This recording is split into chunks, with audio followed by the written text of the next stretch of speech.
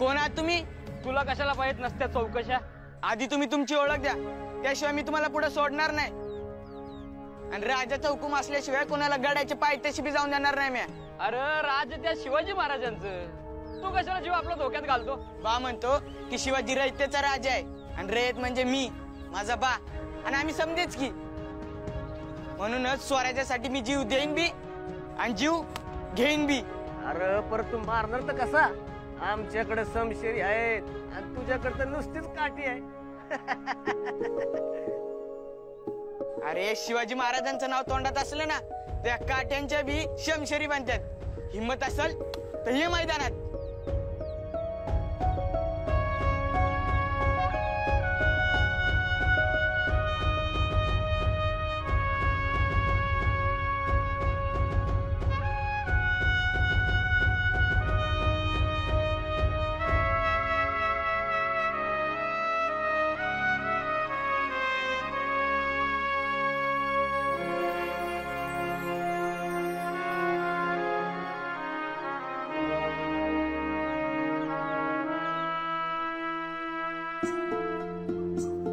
नाव काय तुझं? संताजी. मोठा होऊन काय करणार? महाराजांच्या सैन्यात सामील होणार आणि स्वराज्याचे रक्षण करणार. पण तुम्ही तुमची ओळख नाही सांगितली. आम्ही पण महाराजांचे सैनिकच आहोत. हे बघ. म्हणजे तुम्ही पाहिले महाराजांना? हो. कसा दिसतो माझा राजा?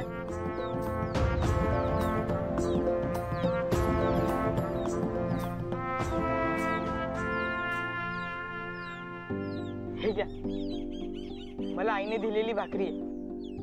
ही तुम्ही राजापर्यंत पोहोचवा, म्हणजे मी समजेल की माझ्या देवाला प्रसाद चढवला.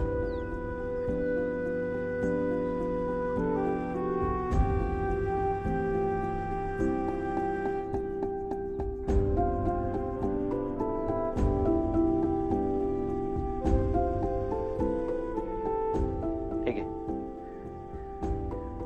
हे कशाला? मोठा झाल्यावर गडावर ये आणि ही कट्यार दाखव. सैन्यात सामील करून घ्यायला कामाला येईल.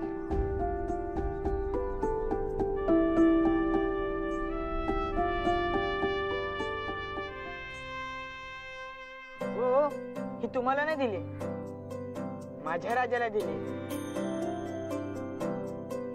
अरे येड्या, आपल्या राजाला ओळखलं नाही का?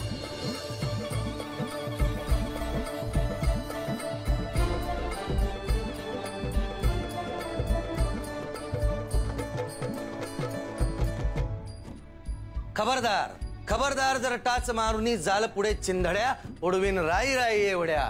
वाभा पाठक यांची ही कविता तत्कालीन रयतेच्या भावनांचं तंतोतंत चित्रण करते. भारतवर्षामध्ये अनेक राजे होऊन गेले, अनेक आक्रमणं झाली, अनेक राजवटी आल्या आणि गेल्या. छत्रपती शिवाजी महाराजांचं असं वैशिष्ट्य काय होतं की आजही शिवराय म्हटलं की मराठी माणसाच्या स्वरात अभिमान आणि आत्मीयता डोकावते. त्या काळात ती खेडी स्वयंपूर्ण होती. सामान्य शेतकऱ्याच्या आयुष्यात राज्य कोणाचं यानं काही फार फरक पडत नव्हता. पण एका छोट्या पोरालाही शिवरायांच्या राज्यासाठी स्वतःचा प्राण पणाला लावावासा वाटला. असं छत्रपती शिवाजी महाराजांनी काय केलं होतं? फक्त एका वाक्यात सांगायचं झालं तर छत्रपतींनी स्वतःचं राज्य निर्माण केलं नाही, त्यांनी रयतेसाठी रयतेचं राज्य निर्माण केलं. आणि म्हणूनच ते प्रत्येकाला आपलंसं वाटत होतं. शिवराय त्यांची काळजी घेत होते, विचारपूस करत होते, न्याय देत होते. शिवाजी महाराजांनी जहागीरदार, देशमुख, कुलकर्णी, पाटील यांच्या बेलगाम वर्तनाला आळा घातला. जर हुकूम मानले नाहीत तर त्यांना शिक्षा केल्या. अधिकारी हे राज्याचे मालक नाहीत तर सेवक आहेत हे सांगितलं. रयतेच्या भौतिक, आर्थिक, धार्मिक आणि भावनिक हितसंबंधांचा विचार करणारे, रयतेच्या भल्यासाठी, फायद्यासाठी राबणारे हे शिवराय पाहायला मिळत होते. त्यातूनच हे राज्य चांगलं आहे, त्याहून अधिक ते माझं आहे आणि म्हणून ते राज्य टिकलं पाहिजे, ते टिकवण्याची जबाबदारी माझी सुद्धा आहे, ही भावना वाढीस लागली. कोणत्याही क्षेत्रात काम करणाऱ्या नेत्यासाठी ही आजही आदर्श अशी कार्यपद्धती आहे.